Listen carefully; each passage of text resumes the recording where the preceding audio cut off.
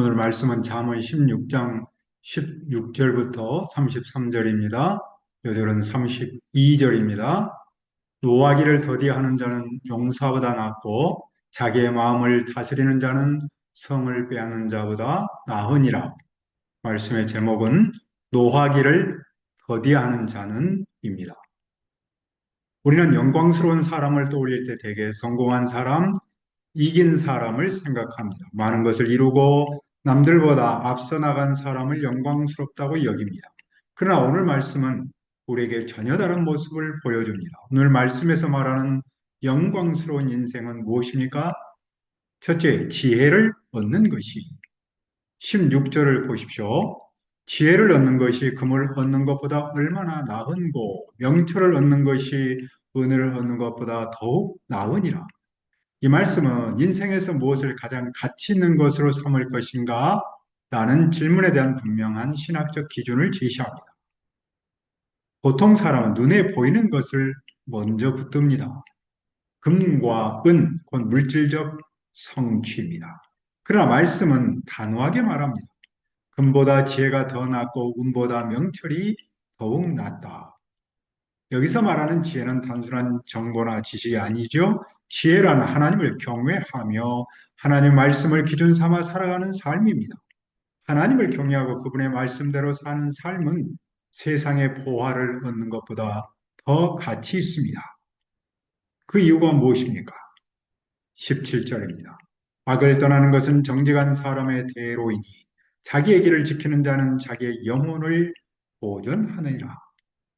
악을 떠나는 것이 정직한 사람의 대로라는 말은 금보다 지혜를 선택한 삶을 가리킵니다. 또한 자기의 길을 지키는 자는 은보다 명철을 얻은 사람입니다.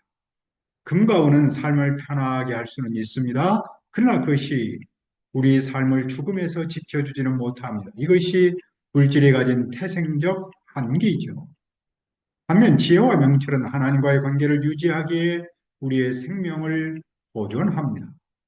그러므로 금을 얻는 것보다 지혜를 얻는 것이 더 낫고 은을 얻는 것보다 명철을 얻는 것이 더욱 낫습니다. 지혜와 명철은 인생에서 가장 가치 있는 자산입니다. 오늘을 사는 우리는 늘 무엇을 얻을 것인가를 고민하며 살아갑니다. 그 자체가 잘못은 아닙니다. 그러나 우리는 한 가지 질문을 반드시 던져야 합니다. 그것이 정말 내 삶을 지켜줄 수 있는가?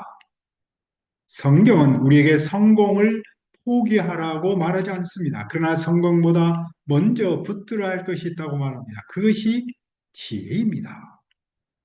지혜는 인생을 화려하게 빛나게 하지는 않을지라도 인생을 잃지 않게 지켜줍니다. 그러면 지혜를 얻기 위해 우리가 극복해야 할 점은 무엇입니까? 둘째, 교만은 18절을 보십시오. 교만은 패망의 선봉이요 거만 마음은 넘어짐의 앞잡이니라. 여기서 교만과 거만한 마음 모두 높임을 뜻합니다. 그러나 이 높임은 사람이 사람 앞에서 높아지는 것이 아닙니다. 그것은 사람이 하나님 앞에서 자기를 높이는 태도입니다. 하나님을 경외하지 않고 하나님의 말씀대로 살지 않으려는 마음입니다. 다시 말해 하나님 없이도 충분히 잘 살 수 있다고 여기는 생각입니다. 그런데 성경은 이 높임을 무엇이라고 말합니까? 패망 그 자체가 아니라 패망의 선봉, 넘어짐의 앞잡이라고 말합니다. 이는 매우 중요한 표현이죠. 교만은 무너짐의 마지막 모습이 아니라 무너짐의 시작, 즉 첫 단계라는 겁니다. 인생이 망가질 때 그 출발점에는 언제나 하나님과 멀어짐, 말씀과 멀어짐, 즉 교만이 있습니다. 그래서 교만한 사람의 가장 큰 문제는 이미 망했다라는 데 있지 않습니다. 망함이 이미 시작했는데도 그 사실을 알지 못하는 데 있습니다. 그러면 우리는 무엇을 선택해야? 19절입니다. 겸손한 자와 함께하여 마음을 낮추는 것이 교만한 자와 함께하여 탈취물을 나누는 것보다 나으니라. 보통 사람은 마음을 높여 탈취물을 나누는 쪽을 더 좋아합니다. 성공한 사람들과 어울리고 더 많은 것을 얻을 수 있는 자리를 선호합니다. 그러나 그렇게 사는 길은 결국 무너지는 길입니다. 그러므로 우리는 교만한 자리보다 겸손한 사람들과 함께 마음을 낮추는 길이 더 좋음을 알아야 합니다. 왜 그렇습니까? 그 이유가 20절에 나옵니다. 삼가 말씀에 주의하는 자는 좋은 것을 얻나니 여호와를 의지하는 자는 복이 있느니라. 말씀에 주의하는 사람은 좋은 것을 얻습니다. 하나님은 당신을 의지하는 사람에게 복을 주십니다.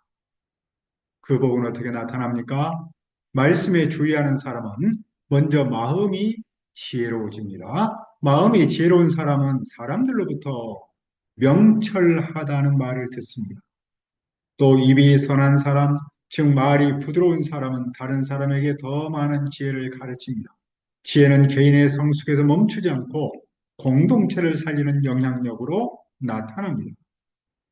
그래서 지혜는 지혜로운 사람에게 생명을 흘려보내는 셈이 됩니다. 하지만 미련함은 결국 그 사람을 징계하는 도구가 됩니다. 지혜로운 자의 마음은 그 입을 슬기롭게 하고 그의 입술에 지식을 더합니다. 지혜는 마음에 머무르지 않습니다. 반드시 말과 태도, 관계의 방향으로 드러납니다. 말의 영향력은 어디까지 미칩니까? 24절을 보십시오. 선한 말은 꿀송이 같아서 마음에 달고 뼈에 양약이 되느니라. 선한 말은 단순히 듣기 좋은 말이나 예의 바른 말을 뜻하지 않습니다. 그것은 하나님의 지혜에서 나오는 말, 즉 상대를 세우고 살리는 은혜로운 말입니다. 그런 말은 꿀송이와 같습니다. 그것은 자극적이고 순간적인 단맛이 아니라 깊고 오래 남는 단맛을 가리킵니다. 은혜로운 말은 잠시 기분만 좋게 하고 사라지는 말이 아닙니다. 그것은 시간이 지나도 마음에 남아 힘을 주는 말입니다. 그러므로 우리가 하는 말은 결코 중립적이지 않습니다. 말은 보이지 않지만 사람을 병들게 할 수도 있고 치료할 수도 있습니다. 말은 가볍게 흘러가는 것처럼 보이지만 그 영향은 사람의 뼈에까지 스며듭니다. 그래서 우리는 말로 이기려 하기보다 말로 살리기를 선택해야 합니다. 그런데 25절은 전혀 다른 방향으로 우리를 이끕니다. 어떤 그런 사람이 보기에 바르나 필경은 사망의 길이니라. 문제는 말 그 자체에 있지 않습니다. 문제는 사람의 판단에 있습니다. 사람은 자기 보기에 옳은 말을 하고 자기 보기에 맞는 길을 선택합니다. 그러나 그 길이 언제나 생명으로 이어지는 것은 아닙니다. 옳아 보였던 말이, 옳아 보였던 선택이 결국 사망의 길로 이어질 수 있습니다. 왜냐하면 고되게 일하는 자는 식욕으로 애쓰는데 그의 입이 그를 독촉하기 때문입니다. 사람의 말 뒤에는 욕망이 있습니다. 입은 단순히 말하는 기관이 아니라 마음속 욕망이 밖으로 쏟아져 나오는 통로입니다. 그 결과는 분명합니다. 불량한 사람은 악을 꾀하는데 그들의 말은 맹렬한 불과 같습니다. 왜곡된 말은 불처럼 번집니다. 패역한 자는 다툼을 일으키고 말쟁이는 친한 벗을 이간합니다. 말쟁이의 말은 공동체를 무너뜨립니다. 그리고 마침내 말은 사람을 끌고 갑니다. 강포한 사람은 그 이웃을 유혹하여 좋지 아니한 길로 인도합니다. 눈을 깜박이는 사람은 잘못된 일을 계획하고 입술을 오므리는 사람은 나쁜 일을 저집니다. 이처럼 말은 사람을 살리기도 하지만 나쁜 일로도 이끕니다. 말은 입에서 끝나지 않습니다. 말은 사람을 생명의 길로도 사망의 길로도 이끄는 힘입니다. 그러므로 우리는 하나님의 지혜를 덧입어서 은혜로 말로 사람을 살리고 공동체 세우기를 바랍니다. 우리가 교만을 이기려면 무엇을 해야 합니까? 셋째, 백발은 31절을 보십시오. 백발은 영화의 면류가 아니라 공의로운 길에서 얻으리라. 백발, 곧 흰머리는 단순히 나이 먹음의 흔적이 아닙니다. 그것은 의로운 길을 끝까지 걸어온 삶의 열매입니다. 세상은 빠르게 이루고 남보다 앞서 나간 사람을 영화롭다고 말합니다. 그러나 하나님이 보시기에 영화로운 사람은 빨리 이룬 사람이 아니라 바르게 걸어온 사람입니다. 왜 그 사람이 영화롭습니까? 32절을 다시 한번 읽어봅시다. 노하기를 더디하는 자는 용사보다 낫고 자기의 마음을 다스리는 자는 성을 빼앗는 자보다 나으니라. 당시 강한 사람의 대표적 모습은 용사요 성을 빼앗는 자였습니다. 전쟁에서 이기고 성을 점령하는 사람은 눈에 보이는 영광을 가진 사람이었습니다. 그러나 말씀은 그들보다 더 나은 사람, 더 영화로운 사람을 보여줍니다. 바로 노하기를 더디하는 사람, 자기의 마음을 다스리는 사람.